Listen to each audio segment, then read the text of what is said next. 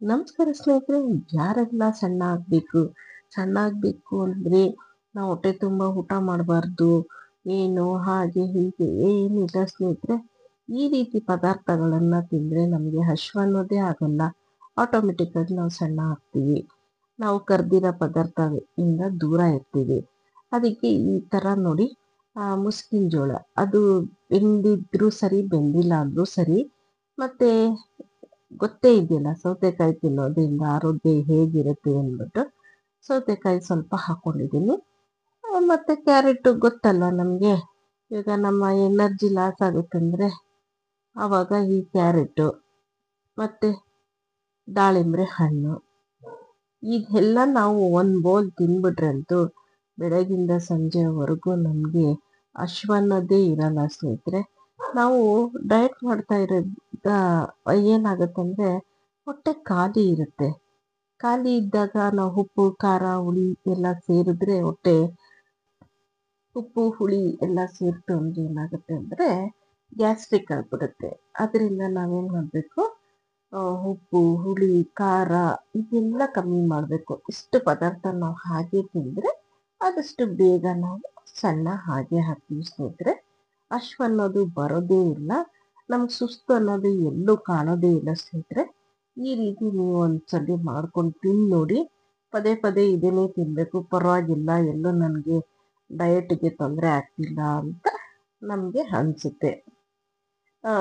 ಮತ್ತು ನೀವೇನಾದರೂ ಖಾರ ತಿನ್ನಲೇಬೇಕು, ನನಗೆ ಆಗೋದಿಲ್ಲ ಅನ್ನೋರು ಬೇಕಾದರೆ ಇನ್ನೊಂದು ರೀತಿ, ಇದಕ್ಕೆ ಬೇಕಾದರೆ ನಾವು ಹೆಸರು ಕಾಳು ಮೊಳಕೆ ಬರೋದಾಗಿರಲಿ, ಹೀಗೆ ಯಾವ ರೀತಿ ಬೇಕಾದರೂ ತರಕಾರಿಗಳನ್ನ ಹಾಕ್ಕೊಳ್ಬಹುದು.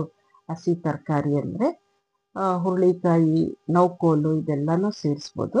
ಇಲ್ಲಿ ಸೇಮ್ ನಾನು ಸೌತೆಕಾಯಿ, ಕ್ಯಾರೆಟ್, ಮುಸ್ಕಿನ ಜೋಳ ಯಾವ್ದು ಹಾಕೊಂಡ್ರೂ ಚೆನ್ನಾಗಿರುತ್ತೆ. ದಾಳಿಂಬೆ ಹಣ್ಣು ನಮಗೆ ಸುಸ್ತು ಕೊಡೋದೇ ಇಲ್ಲ ಸ್ನೇಹಿತರೆ.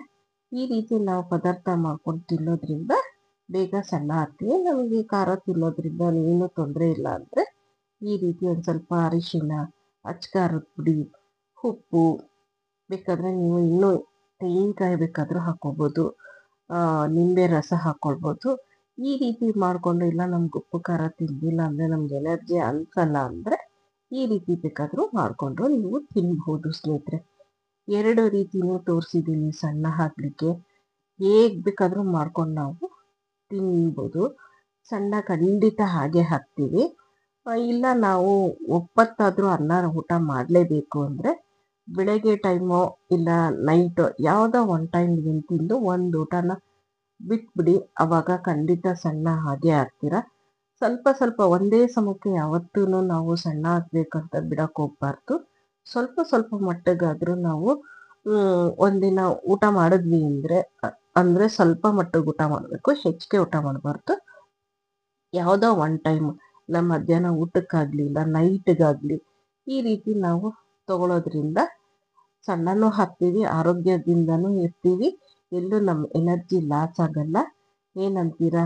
ಈ ರೀತಿ ಯಾರಾದರೂ ಡಯಟ್ ಮಾಡಬೇಕು ಅನ್ನೋರಿದ್ದರೆ ಈ ರೀತಿ ಒಂದು ಪದಾರ್ಥನ ಮಾಡಿಕೊಂಡ್ರೆ ನೀವು ಸೇವಿಸ್ಬೋದು. ಹೀಗೆ ನನ್ನ ಒಳ್ಳೊಳ್ಳೆ ವಿಡಿಯೋ ಬರ್ತಾ ಇರುತ್ತೆ ನೋಡಿ. ನಿಮ್ಗೆ ಇಷ್ಟ ಆಯಿತು ಅಂದರೆ ಒಂದು ಲೈಕ್ ಮಾಡಿ, ಇದು ಪರವಾಗಿಲ್ಲ ಅನ್ಸಿದ್ರೆ ಬೇರೆಯವರಿಗೆ ಶೇರ್ ಮಾಡಿ. ನಿಮ್ಮ ಇಷ್ಟ ಆಯಿತು ಅಂದರೆ ಒಂದು ಕಮೆಂಟ್ಸ್ ಮೂಲಕ ನನಗೆ ತಿಳಿಸಿ ಸ್ನೇಹಿತರೆ.